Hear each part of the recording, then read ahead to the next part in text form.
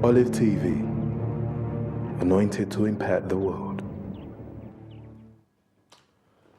Bonjour, mbote na biso, mbote bana ya mboka, bana ya Afrika mobimba, biso nyonso isika tozali, balandi na biso ya UK Congo Voice en direct de Olive, mbote na technique, mbote na équipe nyonso administration, na équipe nyonso management, en tout cas, tosengi bino botondi mingi, ndenge boyambaka biso awa na bosembo bopeto pe botosi nyonso vraiment matondo na biso na esika oyo et puis na initiateur pasteur Kosi oyo vraiment aza kosala ke topesa bino sango na bino mama Viro Kayembe tobosani ete na bana nyonso famille mobimba ya Olive TV pe ya Zion Church esika bozali mbote pe ba église na biso nyonso ya biso bana ya mboka tokotanga te ezali ebele en tout cas mbote mais ya mbote okende lelo tokosolola masolo ebele et oyo ezotalela biso comme toujours dans notre santé tozangaki bino mwa mikolo amba poso mibale misato mobimba pour une raison une autre mais tozalaka wana toujours ata na oyo elekaki tozalaka wana mais ya mboto kende topesa nanu kolutu na biso docteur Paul Bokelo invité na biso toujours comme d'habitude docteur bonjour. Bonjour Jean. Bana mboka bazangaki yo mikolo mibale me bamonaki yo na bilili kaka olobi boni. Ben napesi bango botondi mingi merci pour la fidélité na bango ya ba nyonso balandaka notre santé. Ata toza komema nyonso te toza kokota na profondeur te mais bamosusu baza kozwa oyo ekosalisa bango mpona bainformation ya santé toza na disposition na bango soki baza na sujet balingi tomeka kodevelope yango batindaka toujours bakoki koteste biso kobenga yo de sorte que todévelope basujet wana eza na ntina mingi parce que bandeko mingi baza kosungama na yango. Matondo. Et puis, on a aussi Sumbote na famille, na Bakaminanga église, pasteur Placide, et puis apôtre Bongo, na famille nanga bana bangoyans. Matondo mingi kulutu, matondo mingi docteur, ngana bengo kulutu, eza privilège, bamsu ba bengo docteur parce que ba yoka ndenge ya musala.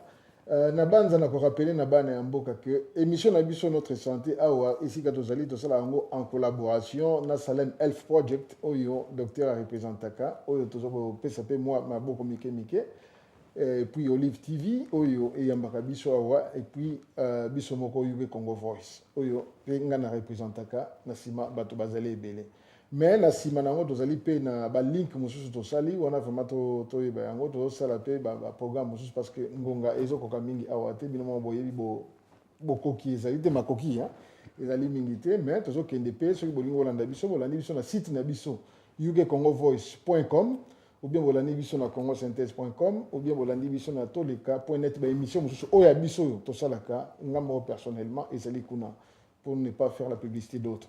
Alors na bana ya mboka na banza lero toyaka na kulutu boyebi pona nini ezalaka te pa tosolola masolo mosusu ezalaka plus oyo ya nzoto na biso ya bokono na biso oyo etungisaka biso oyo tozalaka nango ou bien oyo ekoki koyela biso tosala yango toujours en général ndenge docteur ye moko alobaka santé publique na banza nalobi bien ezali information ya santé publique bandeko babengaki mikolo elekaki baposo elekaki balobi ezali na eloko moko eza kotungisa biso mingi kulutu oui tolobi mbula tolobi régime alimentaire tolobi nini mais nyonso wana ezokozonga lisusu mpona nini parce que bandeko mingi bakomi kolela mikuwa bakomi kolela boye ono nazokoka kotambola malamu te mokongo pasi lokolo pasi geno pasi alors yango wana toye na liboki wana mpo docteur alimbolela biso yango liboko yango ezali mingi oyo tozokende lelo na sciatique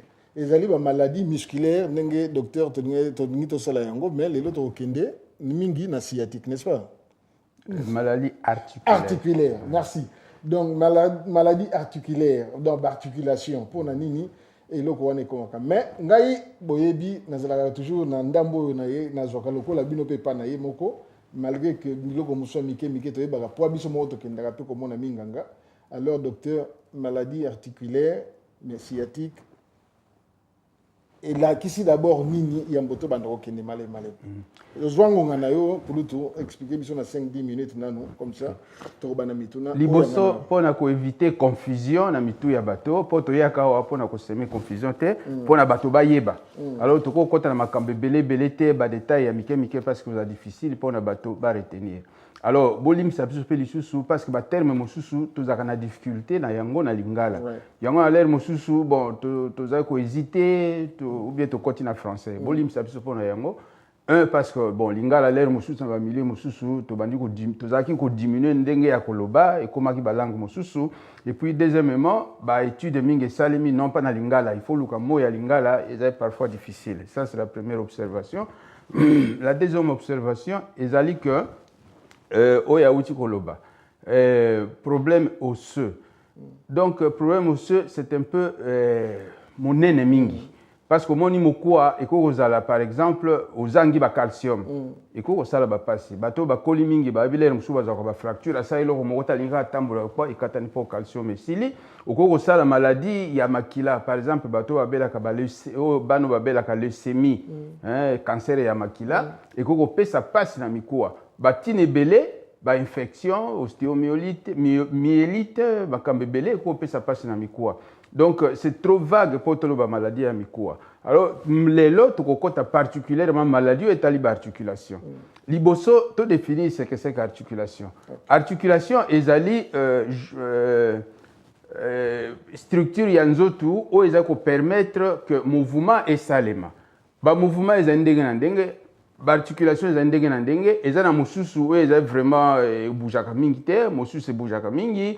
Na misapi tozana articulation, na maboko tozana articulation, na ba genou partout, na colonne vertébrale, na kingo, tout ça tozana articulation. Alors articulation ezali structure wana ezali constituée na ba élément ebelé. Liboso c'est un ensemble. Ezali ensemble ezali couvert na misuni. Après misuni ozui ba enveloppe batanga ka ba membrane ou ba capsule. Et puis tobo sanate na yango eza ba articulation ezali ko bouger pona ba misuni eza na ba tâche na yango directement na kati ya mikuwa et puis eza ko couvrir ba articulation. Alors entre ba structure mosusu wana ozali na enveloppe yango moko ya articulation batanga ka membrane synoviale. Bon na kati na yango ozali na mai ozana liquide mai terme liquide moko liquide synovial. Alors na place na glissement il y a articulation pour na ezalomoni ata na articulation ya voiture ezaka na ba pièce mosusu oyo batiaka ba mafuta. Donc ça c'est le rôle ya liquide synovial. Mais en plus de ça articulation ezaka directement en contact na mokuate. Ezana o batanga ka cartilage. Cartilage structure moko bon nyonso wana ekoki kozala affecté na infection, na tumeur, na traumatisme, na n'importe quoi ekoki koya. Alors vieillissement aussi azana situation na ye azana na part na ye na kati articulation. Donc soko ozata na mutuka ou même ataba kiti ezalaka oyo après un certain moment de bandi ko bouger c'est-à-dire usure quoi. Alors dégénérescence ou batanga dégénérescence dû à la vieillesse au vieillissement ezali na pona articulation. Donc c'est pour vous dire le problème d'articulation ezali ebelé. Tokoloba nango nyonso lelo te mbalegoya peut-être tokoloba arthrose. Mais bandeko batunaki parce que ba passe articulation comme trop et puis bato bandi ko kola pe. Alors batunaki différence entre sciatique na arthrose. Donc arthrose ezali loko mosusu. Ezali particulièrement espèce ya vieillissement tokoloba yango mbalegoya. Mais les lots tolingi toloba sciatique parce que moi confusion ekota kanakati. Alors sciatique na poto kota présent na sujet elinge loba nini? Elinge loba irritation ou douleur intensité variable ou ezali provoqué na compression. Compression c'est-à-dire kofinana ou tout simplement une irritation, c'est-à-dire loko moko ezako provoquer irritation na bina lingala te. Irritation na lingala. Bon, irritation, donc vous avez provoqué irritation à nerf. Bon, nerf sciatique. Alors, nerf sciatique est nini? Nerf sciatique est nerf oyo eleki molai na nzoto mobimba ezali nerf sciatique. Moi ezalaka mabe po toza na ba image te soko ba image ezalaka ça aurait été très illustratif donc mieux pour na bato bamona malamu. Alors bomoni moto azali soko azali kotelema c'est parce que nous batanga ka colonne vertébrale. Alors colonne vertébrale ezali constituée na mikuwa et puis entre deux mikuwa ezana ba vertèbre batanga mikuwa ngo ba vertèbre. Donc ezana ba vertèbre ya kingo batanga ka cervical, ezana ya mokongo batanga ka dorsal, ezana ya partie acier batanga ka lombaire, ezana ya sacrum batanga ka sacré. Bon, nyonso wana en dehors ya sacré yango ezali soudé. Oyo mosusu etikali ezali entre les deux vertèbres, ezana substance moko cartilagineuse, donc fibro-cartilagineuse, donc ezali fibreux, structure moko spéciale. Batanga ka disque intervertébral, na plusieurs disques intervertébraux. Où ils vont permettre que colonne vertébrale et se mouvoir plus ou moins. Et ningana quoi. Bon. Alors, na kati yango ya colonne vertébrale, ils ont un canal moko. Canal wana ba nerf où ils ont uta na mutu. Ce système nerveux central, ils ont commandé na mutu. Tant que tout le monde a qui m'a stroke, tout le bas qui à peu près, tout le bas qui na profondeur tête, mais tout le bas qui. Alors, ba cellule neurone, ils ont na kati ya mutu kuna. Alors, ba axone, oui, bon, ba partie na yango, ba mikila na yango.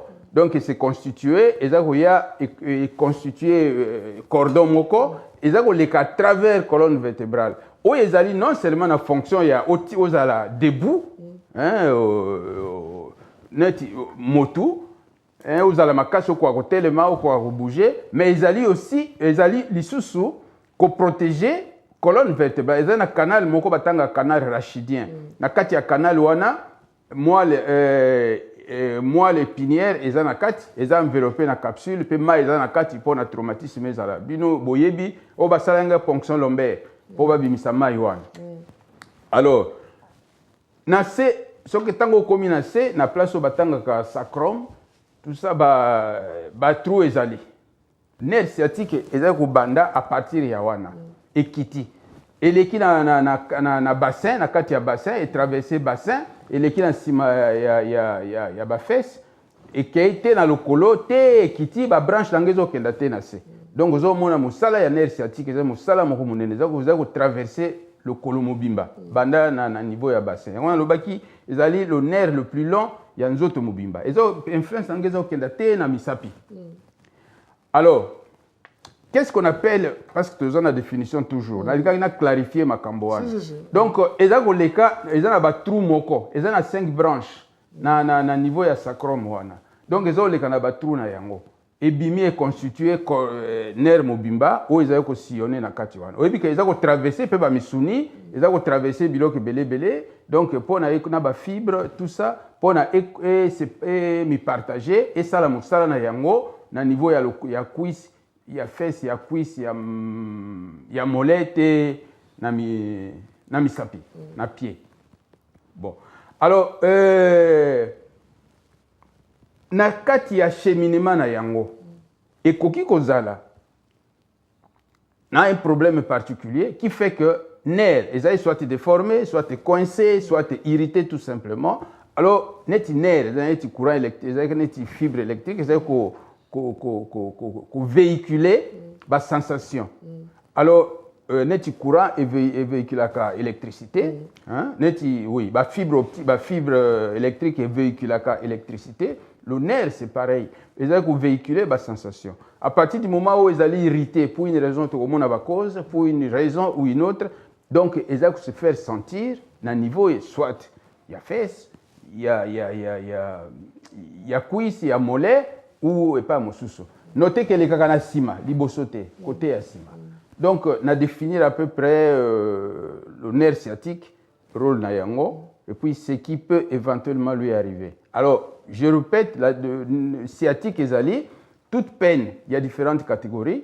Oyo ezali provoqué soit une compression, c'est-à-dire qu'au final, ou irritation tout simplement, il y a nerf sciatique. Okay. Voilà. Kulutu, c'est que compression, la cause des alliés, mais ce qui n'a pas été est-ce que nerf yango eyaka kaka yango moko mbala moko bongo sans compression ou bien eza na ba cause mususu enfin ba origine mususu pour ne pas aller na ba cause ba origine moko ekoki ko tinda nanu cause wa nerf yango oko clarifier début ya question na yo à part ba cause nanu to mona ngo sima est-ce que eza na origine moko vraiment principale oyo nerf sciatique ebandela non na qualifier peut-être question nga moko soko lobi cause mosusu oyo douleur sciatique ezali nerf sciatique obotami na yango lelo kobotama structure nerveuse esalemi nerf ezalaka nango mais sikoyo na badouleur wana ezali na bacause mosusu par exemple tokoki koloba ndenge olobi wana mosusu compression ou bien nini est-ce que mouvement ou bien mouvement brusque ou bien nini ezalaka mpe na bacause ya babiloko wana apart oyo opesi déjà. Bon, na structure cause pensate, na lobby structure à nerf sciatique, na ce qui peut arriver dans nerf sciatique. Okay. Mais au bout ça n'a été que na description anatomique na pesi. Eza ko le kanaba kano. Na loba ke eza mi balé moko gauche moko droit, donc il y a deux nerfs sciatiques. Okay. Et na eza ko biman eza na 5 branches. Okay. Na niveau ya branche moko problème ko zala. Alors yango je crois peut-être que na décrire ba cause c'est parce que au moni na loba kita on a lobi makamba articulation. Chaque structure est à la peau, non plutôt est à la membrane, est à la capsule, est à la misuni, est à la mokwa. Non, c'est que ça a objet à pathologie, objet à problème. Okay. Na une tumeur peut que ça les tumeur ingelo bateka cancer, tumeur to loba ngo, ça la cause à la bénigne, cause à la maligne. Mais les plus fréquentes, elles sont bénignes. Yange bomakate, mais ça la kamakamona yango. Alors, je crois que to définir ce que c'est que c'est. Je crois qu'il vaut mieux te côté directement dans la cause. Pour la confusion et côté. Parce que oui. Tenanga tu naso ko limbisanga na momoko to tanga mingi cartilage na ngena peut-être ko permettre cartilage. Ba na bisaba na mboka so ki cartilage na ndeto mona ngo na bidele to ko la to banoli ya mingi ngombe. Ni kwa mwa ba mikuwa moko banoza la pembe boye soko li yango zo la krok ba mi ba banoli ngoli yango. Na ko lo baté bon peut-être mokuwa mais ezali mosunité mokuwa peut-être ezali neti bon bato ba yebi bonite. Bonite, c'est basala kabilo mosusu par exemple baru moko otambisa biloko moko par exemple ya rouler comme même ba poids tout ça ils a fabriqué les bonites mais bonite ango ezaka ya pembe donc ezali pas musuni pas mokuwa mais ndengo lobi gru oli yango donc okoko détacher yango complètement mokuwa soko ekauki okolongola yango très bien oko détacher eloko wana donc omona mokuwa etikali mais yango elongwe yango bimisi c'est ça le cartilage donc ezali na volume différent en fonction il y a importance de l'articulation okoko comparer par exemple cartilage il y a genou na cartilage il y a poussé, il y a par exemple, il y a oui, ou bien il y a coude. OK. Si vous avez côté dans la cause selon les planifiés qui. Alors la cause est plus importante. En tout cas, majorité il y a batuba ou souffle sciatique, est dû à déplacement, il y a disque vertébral. Na utai ko loba c'est que disque vertébral, substance wana ou est séparer différentes vertèbres, différentes vertèbres, je crois, oui, différentes vertèbres. Vertèbres dans le bas qui m'ont constitué, mais moi qu'on a manqué à peu près 22 si je ne me trompe pas, et ça il faudra vérifier, je crois que c'est 22. Et ça qu'on séparait différentes vertèbres, et qu'on me déplacer pour une raison ou une autre, et me déplacer moqué et coincé nerf sciatique. Et coincé, oui. Ce que j'ai dit, mingi, bon, bah conséquence c'est belé lisusu, mais ce que j'ai assez na partie où bah sacro lombaire. Donc na partie à sewana, totanga qui colonne sacrée, c'est-à-dire oh ya seo et boujakate, lombaire, c'est-à-dire oh ya c'est à partie lombaire, il y a partie à c'est à colonne oh ko bouger. Bon, alors, et koko zala déplacement de cause la cause la plus importante disais-je, yangoana. Donc, déplacement, il y a disque. Boyoka, oh, azana hernie discale, c'est cela que ça veut dire. Et il y a disque vertébral est déplacé. Wana, c'est la cause la plus importante. Pourquoi est-ce que le disque vertébral peut se déplacer? Par raison, ils allaient belé, cause à maladie, cause à vieillissement, cause à l'éclatement. Par exemple, pour ça, tout ça, ça peut arriver. Jouer à football, tout ça, ça peut être l'objet de déplacement. Il y a certaines maladies aussi où il faut attaquer le vaisseau, il faut ça déplacement.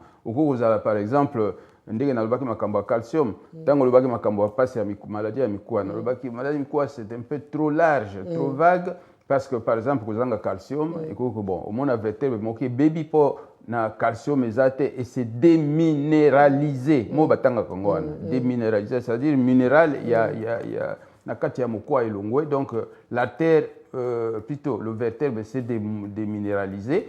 Alors, tant qu'on est s'entasser, il peut simplement déplacement, il y a disque. La vertèbre n'est pas. Donc, ce que c'est déminéralisé, ça n'atteint pas le disque, ça atteint la vertèbre. Mais le fait que la vertèbre coince, devient petite, il y a des déformations, ça peut affecter le disque aussi. Donc, tout est dans l'ensemble. Alors, cause mosusu, qui sont les plus rares, par exemple, rétrécissement. Au moins, et ça, bateau un peu avancé dans l'anatomie, batanga ostéophyte, c'est-à-dire moko est comme ça normalement, une sorte de tumeur à moko quoi. Et ça bon, je ne sais pas comment il faut dire protrusion, dans le protrusion c'est-à-dire bon et coli na kati ya place au nerf les agoleka et coincé tout le monde qui ba athérome, sauf qui athérome connu na kati ya vaisseau est diminué, volumière nango est diminué. La même chose, sauf qui Mokua et grandir anormalement pour des raisons que la nature ou la biologie seule peut connaître et rétrécir voie. Et quoi peut coincer? En battant un mot technique sténose. Oui. Bon, et quand vous avez sténose, il y a canal rachidien, dans le bas qui n'a pas que nerf, plutôt. La noix, moi, l'épinière, ils ont parcourir, ils ont les cas, na katia canal rachidien. Et quand vous avez rétréci, pour une raison quelconque, créer sténose. Alors, le vieillissement lui-même, d'une autre manière, le vieillissement peut faire que le disque vertébraux, et puis même le disque vertébraux, pardon, yango moko, et subir les conséquences, par exemple, utilisé pendant trop longtemps d'une certaine façon, et que vous allez s'écraser, comme on moquait, donc, et causer une déformation qui fait que ça agit sur le nerf aussi. Alors, ils ont une maladie belée, par exemple, oui. Spondylolisthésie, difficile à expliquer. Il y a par exemple la grossesse. Vous voyez que Zemi, moi ça a déformé, il y a une lordose. C'est-à-dire, libumu liboso mokongeye sima donc moi déformation à colonne liboso nyonso wana c'est-à-dire pression il y a colonne vertébrale et ça mingi na côté ya sima. Alors ça peut affecter le disque vertébral aussi. Certaines causes, par exemple tumeur, na uti koloba tumeur par exemple na kati ya musuni, pas nécessairement na canal rachidien, et que vous avez un parcours. Il y a un nerf sciatique. Parce que les autres côtés dans le bassin, ils ont les cas, si il y a un côté à la fesse, alors vous avez tumeur et musuni. Et là, vous avez un myome. Myome, ils ont tout simplement na utérus, myome, ils ont une tumeur et un musuni. Fibrome, ils ont une tumeur et un fibre. Il y a un tissu fibreux. Au cas où vous avez un fibrome, dans le banini. N'importe quelle na vessie, au cas où vous avez un fibrome non na vessie, batanga ngo vaisseau ndenge wana te, au cas où vous avez na myome na vessie batanga adénomyose ndenge na kati ya matrice bon na matrice yango wana, au cas où vous avez adénomyose ya organe mosusu. Donc myome lingelo ba tout simplement une tumeur constituée de tissus musculaires. Fibrome lingelo ba c'est une tumeur bénigne constituée de tissus fibreux. Oui. Par exemple, les cellules elles sont reliées entre soit les tissus adipeux c'est-à-dire mafuta, ou tissus fibreux, oui. Et ça, dans la maladie, par exemple, dans rein, batanga ka fibrose du rein, ou cause la fibrose ya foie, ou cause bon, donc ça c'est pas détail. Donc cause la peine à niveau, il y a muscle moko et salemi et coincé. Nerf sciatique na yo, les symptômes sont les mêmes. Okay. Alors, malade musu pe zalaka et simbi muscle, mona muscle mususu et za na kombo nango, inutile ya kotanga ngo parce que bato va retenir en côté. Oui. Donc muscle se raccourcir. Alors muscle se raccourcir et ça ko étirer ko benda nerf sciatique et ko ça peut passer ndengwana. Ce sont des causes vraiment rares. Okay. Et puis évidemment traumatisme hein. Au cause de traumatisme il y a colonne vertébrale et déplacer disque vertébral moko au mingi. Les effets sont les mêmes, avec les conséquences parfois très graves. Vous pouvez affecter vessie, par exemple, vous pouvez contrôler vessie dans les sous-soutés, vous pouvez contrôler rectum dans les sous-soutés, donc ils ont les candidats un moyen de contrôler les autres. Ok. Si vous toujours vivre, toujours kende, mutabandi comme il est la passe. Nani nous avons eu non, oh ils allaient ba symptômes ou bien ba signes ya nerf sciatique. Au moins ni nazalaka toujours prudent. Je répète. Tout médecin a dit que le gars ko bimisa et ko affecté ou ko encourager maladie na ye. Na kanisi dialogue avec les angara mingi awa parce que bazay conditionné na temps to ko condamner bangote ba pesa ka bangota motifo zo 10 minutes et tout ça. Alors en 10 minutes il préfère alors va kata makambo plutôt que à étendre na ko expliquer. Alors na lobaka mingi que c'est imprudent ndenge to za ko leka. Parce que ce qu'on appelle par exemple statistique 30% ya bato osala balo muta donc ngana mamuka bengaki obingana na 38 ans donc si on a botaté parce que ce qu'on a botti na ozamona ya mongol mais non ce sont des statistiques le risque est allé augmenter à partir d'un certain âge et linge lo baté que ce qu'on sali à 100% ozana yango non yango na makambo neti oyo on a toujours avec prudence. Okay. C'est ça le bateau ezali. Oui, répétez dans la question le bateau pour expliquer. La raison pour laquelle n'a pas si remarque. Na tuna soki ba symptômes muto yé ya zo kapasi. Ndeni na ko banda ko s'inquiéter ou bien ko banda ko yoka souci que non manzo ko za la nerf sciatique. En rapport avec les remarques na uti ko ça. Et là ko nyon c'est normal na nzoto na yo. Ata ngai moko na za médecin. Na koko yoka passe mais l'air monsieur ko bank sangai mais za eloko wana te yo par surcroît yo mutuza médecin te na ko pesa ba signe lingelo bateke na yebi yango te ezali lingelo ba tout simplement que na ko bank sa motuté parce que chaque fois que muta yoka ayoki na te ningani juru tout ça na za sciatique eza yango te oko ozala na carence balobaka équilibre hydroélectronique. Oui, électrolytique, pardon. Hydroélectrolytique. Au moins, par exemple, biso bato dogenaka. Sœur moko, tu as une église moko, tu as un livre moko, moto moko sa livre moko très bien. Na osenga ngoli susu natanga, ba effet ya jeune sur nzoto ya moto. Par exemple, bato bazana diabète, bato bazana boyeboye. Tango yoko ozana jeune, ozo melamaite. Or, concentration, il y a potassium, il y a chlorure, il y a nyonso. Il y a le carbonate, ezali en fonction de ma ezali nzoto. Pour sentir que ma ezali nzoto, ezali un grand pourcentage il y a nzoto moto ezali constitué na mai à peu près 5 litres ya makila. Alors ba tissu nyonso ezali na ba mai. Bon à partir du moment où yo za ko mela mai te parce qu'il est recommandé à peu près 2 litres pour un adulte. Oui, par jour. Okay. Donc, alors, yoza komela mingite. Cela veut dire concentration, il y a yo. Et comme mingi na, et comme élevé. Bato basala qui un peu de chimie, ba itoyebi en obisonios, osmolarité. Au moni par exemple, soki place osmolarité l'équipe makasi ma e bendani ke kuna pona etia kamo équilibre. Okay. C'est la même chose avec notre corps. Il y a ce qu'on appelle l'homéostasie, il y a makambo nyonso. Alors,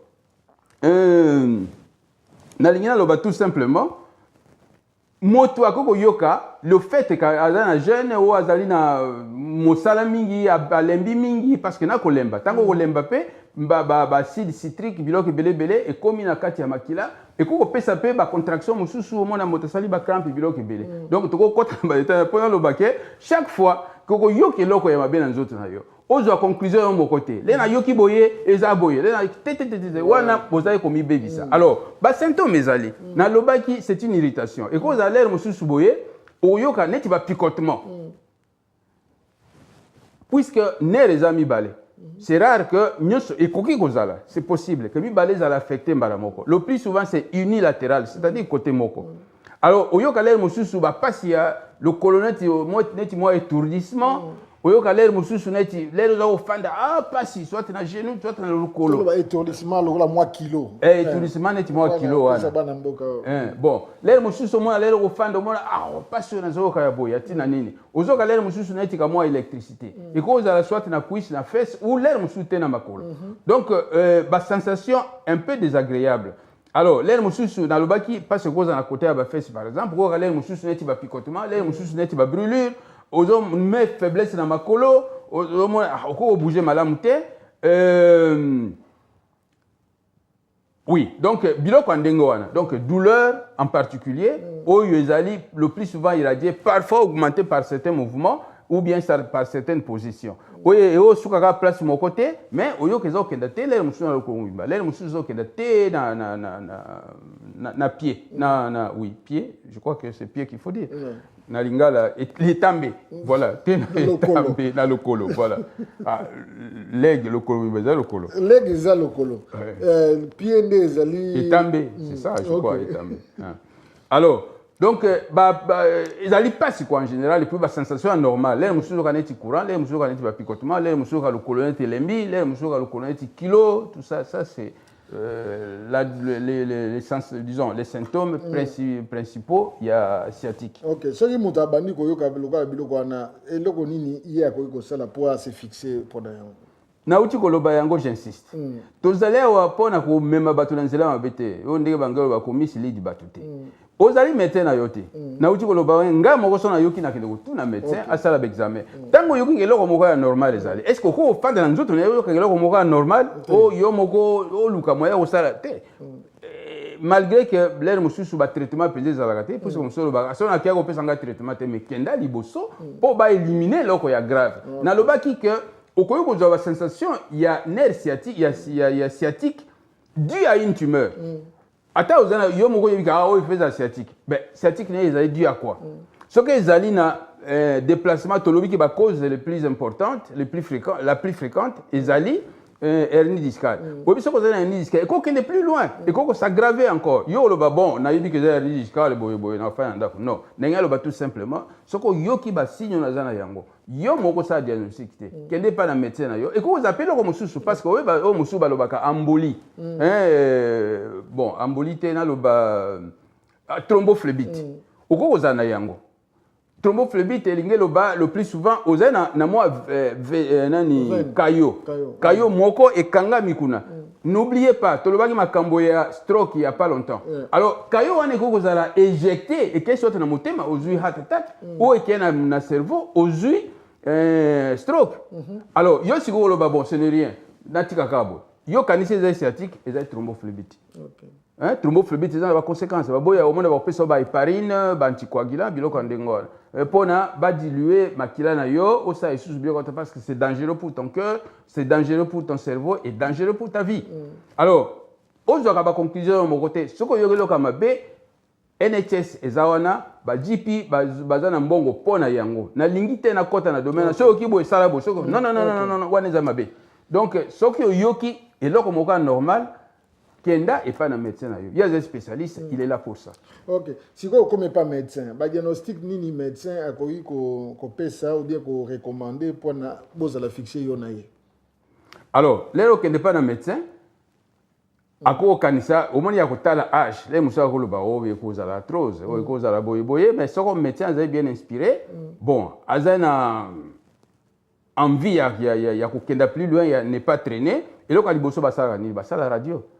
Radio, on a ça va et quand la micro, en place, ou ils ont en place, ou ils ont déplacé, parce que yo, quand ça que, et ezali sciatique na ezali dû na niveau ya colonne mais ko zalaire mususu na niveau ya hanche oyebi hanche il y a une grande articulation là hein? Articulation bon atanga komona yango te eza na mutu batangaka fémur eza na oyo boye donc place wana mouvement eza makasi misuni ya makasi eza wana ekoza eloko moke bebi wana ekoyebi coincer nerf sciatique na yo tout ça donc médecin akosala radio po ayeba akoti na MRI scan na français balobaka IRM imagerie résonance magnétique yango wana alors akoti na yango osala yango bakosala pe CT scan c'est-à-dire bakokata par tranche donc bakoétudier spécialiste ya radiologie ya imagerie akokata ndambu kotala place nyonso ya mikuwa et là on place ni défaut ezali parce que ce qu'on en général c'est une chose bakati pe par tranche akoyeba spécialement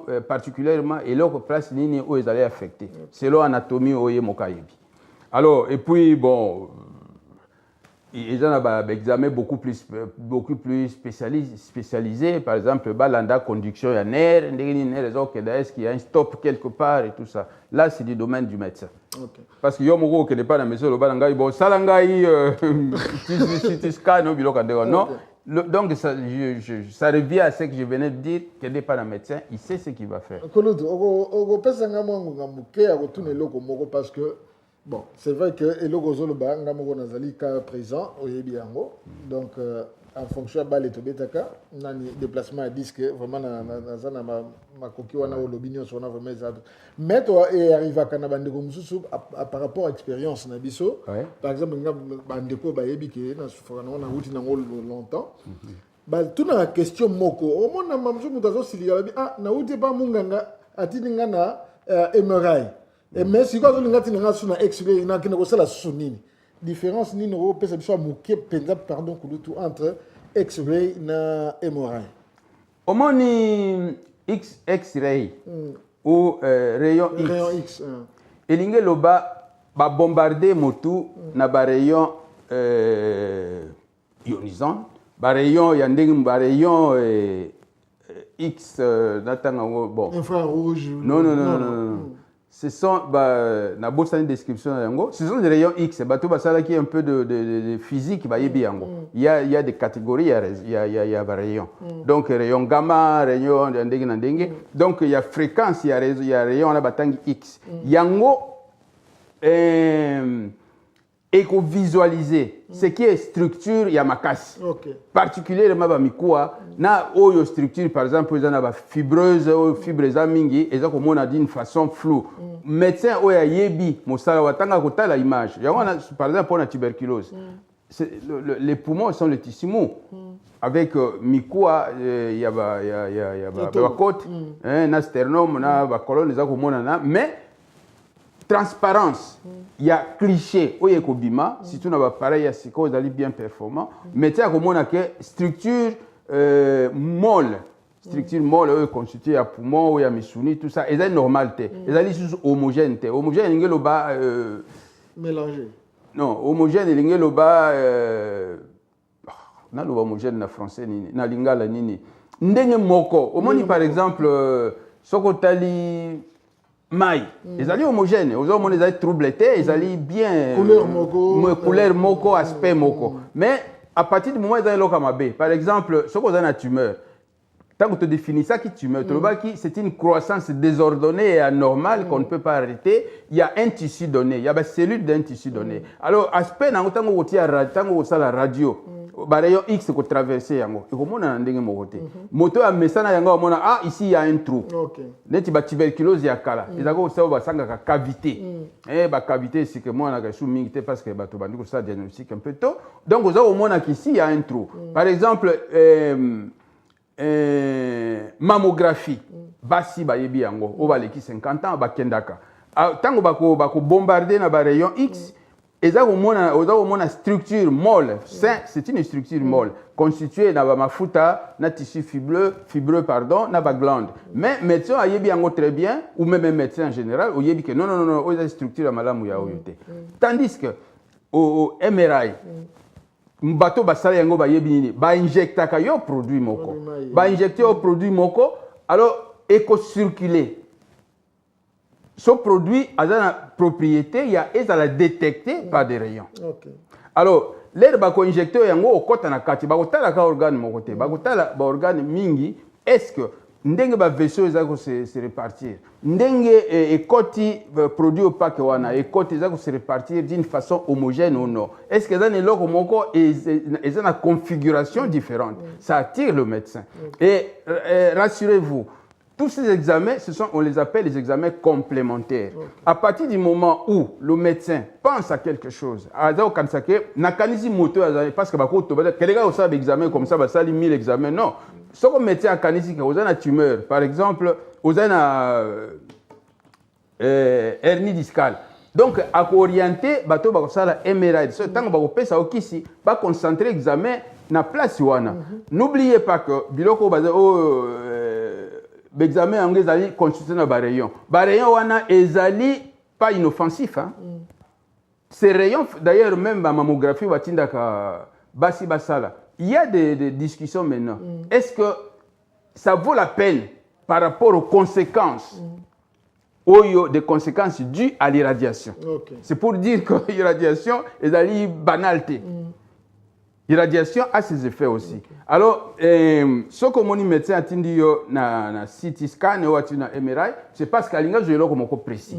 Alors, radio est une indication na yango, MRI est une indication na yango. So, par exemple, na beta kibale, na buka bauti na ko sala MRI te, bauti na ko sala radio parce que mo kwa e komona na malamu. Tandis que ceux qui, par exemple, zan yelo ko na cerveau, yebani malamu te, bako sala ngai MRI po nini tango ba ko injecter ba produit ndenge ko circuler na zone où balingi batale ba ko non ça c'est normal, il y a quelque chose. Donc c'est une différence de ce que l'on veut voir. OK. Merci Kuluto. Ngonga bandi ko pousse le mbango mais avant que kenena nous na traitement, est-ce qu'il y a moyen de ba ndenge nini vie à mutu oyo ko zala peut-être affecté na vie régulière? Ce que ça na ba effet moko négatif par rapport à vie à mutu. La réponse est similaire à l'autopésakil et au stroke, la récupération. Dans le bas c'est imprévisible. Dans ce sens que ça dépend de l'étendue, de la zone affectée. Et puis, dans l'organisme peut se défendre. Alors, une question posée particulièrement pour le cas asiatique. Tant que tu décris la cause, imaginez-vous, un joueur de football a eu déplacement, il y a disque, ou quelqu'un qui a fait un accident, ou a fait un accident de la circulation. Déplacement, il y a des conséquences qui sont à la makasi. Dans le bas, il y a des alertes, ou il y a un grand besoin, il y a des contrôle en dessous. Quand ça fait si bien ma colomobimba, motazalio batanga paraplégie, a commis paraplégique, c'est-à-dire à cause de tambo sous ma colomi balete. Alors, motobo muso à cause de moi irritation car l'air mususu parce que ce qui moi irritation est moqué. Hein? Donc car l'air musu au monde pas son au moté. Ndine yesikoyo. C'est peut-être un débit sciatique. Ils mènent leur vie normale, à part le fait que de temps en temps, ils pas si, sali mouvement boyé, et ça là moi pas si, à qui m'a kako ou qui m'a bien été, monsieur soupé, à quoi que tu as autant de la téléphone, le ça là, et qu'on peut sa faiblesse dans le colo, et qu'on peut s'engourdissement. Donc ça dépend. Na importance, il y a lésion. Lésion à l'ingénieur le bas, n'dengenini, n'est les affectés. Et aussi à quel niveau n'est les affectés. Donc, il n'y a pas un signe, un seul signe. Il y a des signes qui peuvent apparaître selon l'importance, il y a lésion, il y a problème. Il y a problème, ok. Si ceux qui ont un traitement, selon la précaution, je vais divulguer des conseils. Le traitement, normalement, est approprié dans la situation. Oui. So, bandeko, vous répétez, nous allons répéter là, nous allons tout le temps. Toyawa, pona bosala automédecine ya bino mokote, ba autodiagnostic ou bo mitraité bino moko, automédication tout ça. Non. Tout ça koyawa pour l'air mususu ke pa na médecin, oye bandenge nu ya ko s'exprimer, oye beloko nini médecin alinga loba, poni ne batindi yo examen, oyo ba précaution nini ko kozwa pona o éviter ke yela yo. Alors, le traitement, ceux qui ont peut-être une précaution après, n'a pas de traitement. Au moins, na pesi, cause. Imaginez-vous, colonne vertébrale et c'est bébé pour le vieillissement ou disque vertébral et c'est ramollir le fait qu'il y a n'importe quelle cause ou s'écraser pour l'activité ou plutôt qu'il y ait mon colo, ma kamundenge. Alors, qui signe le big sango? Antibiotique au big sango, anti-inflammatoire et pour limiter l'inflammation, pour calmer la douleur, mais pour big ça y a moté. Donc, il faut ce qui médecin a montré qu'il n'y a pas beaucoup de risques. Et là, on est à opérer. Soit tu as tiré pour soutenir la colonne vertébrale ou à bon ça. Donc, on a un neurochirurgien, c'est délicat. C'est une opération difficile. Parfois, bon, les gens qui opèrent, on fait des gammes. Donc, place là qui place mon corps et comme il va place belé. Donc, Naligina Loba, tout simplement, le traitement idéal, c'est de guérir la cause. Pas une initiative qui est. Alors, cause qui est provoquée sciatique, au longolango. Ça, c'est le traitement idéal. Alors, ça dépend. Quelle est cette cause? Est-ce que cette cause est-elle curable ou non? Est-ce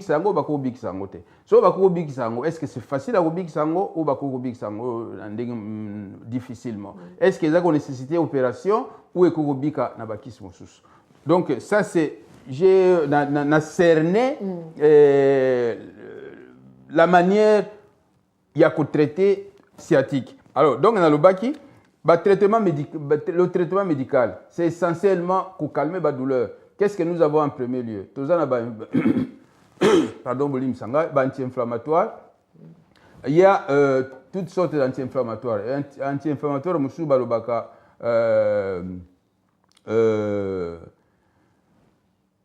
y a corticoïdes. Les anti-inflammatoires d'origine corticoïdienne. Donc, il y a glande surrénale.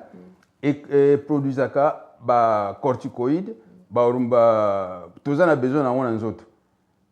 Alors, et se transforme na hormone par exemple, il y a base, il y a mibali, estrogène et tout ça, et utaka base n'angeza kuna. Même si c'est formé na ovaire, na cerveau, na hypophyse, mais structure, molécule y a base, et ça formé en dehors à partir de corticoïdes.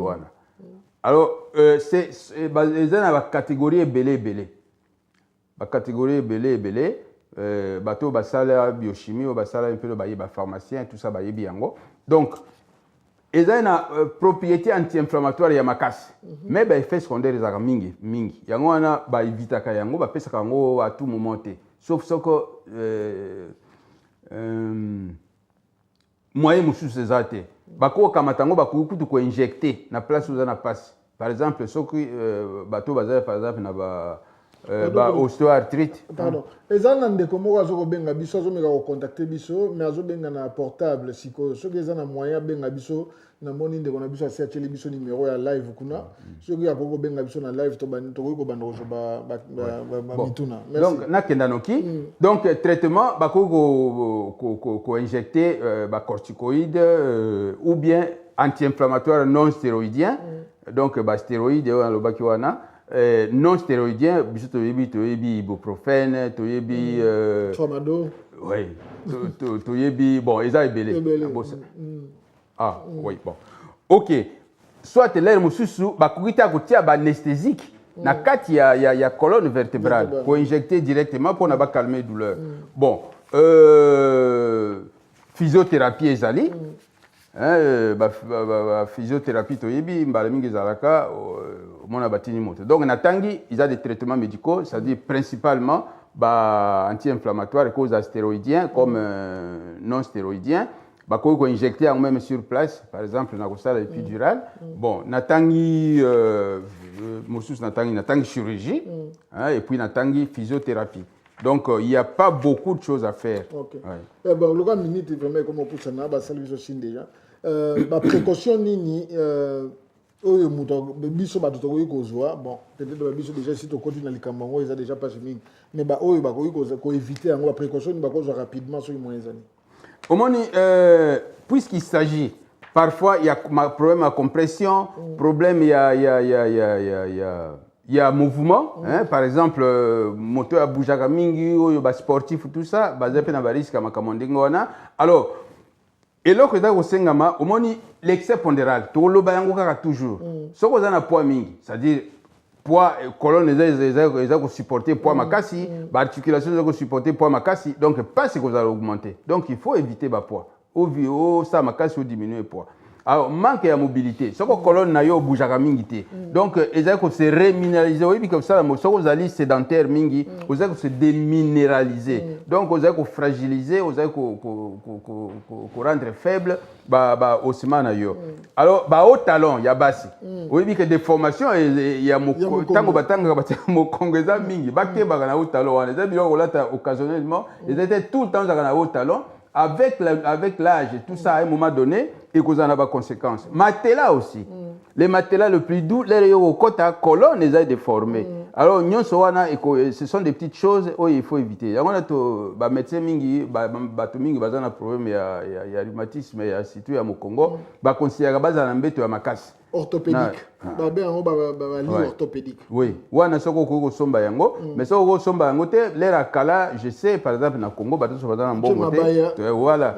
Otia po ozala makasi etia colonne moi parce que ezala déformé na ndenge ya mbeto na yote. Voilà, ce sont des petites précautions comme ça. Merci mingi. Soki vraiment ezana conseil mo na 1 minute ya kopesa lisusu bien un message mo personnel particulier.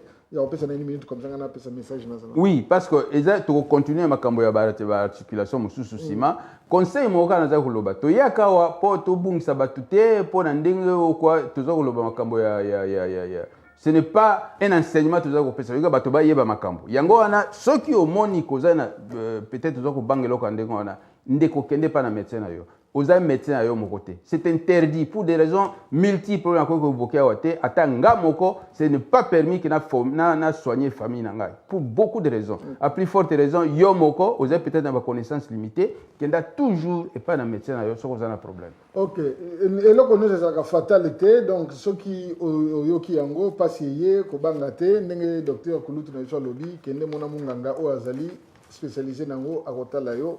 Bakawana tozali nango ebele d'ailleurs émission lelo to dédié on a batu nyonso yo Kulutu baza ko souffrir na nerf sciatique en tout cas sika bazali ce qui question motuna docteur ozana pona ba conseil comme toujours en tout cas vous allez sengomi mais yambo to tikabino nazali na deux messages moko comme to salaka toujours na ndenge na biso tozalaka na mokolo ya poso oyo samedi oyo tozokende le 20 septembre nani ndeko na biso pasteur Johnny Dikayo pe na memaka mingi na motema azali kosala campagne moko ya monene oui pardon OK azali kosala campagne moko ya monene na Wood Green Hour na partir il y a 16h ti 20h donc la gloire de Dieu à 360 degrés na habité parce que tu es à 100 degrés 360 degrés zikisaka ceux qui pasteur Johnny Dikayo alinga zikisa biso na 360 degrés toke de koyeba yango kuna donc ceux qui bolingi boyeba bolanda message et pas naé donc ezali na Wood Green na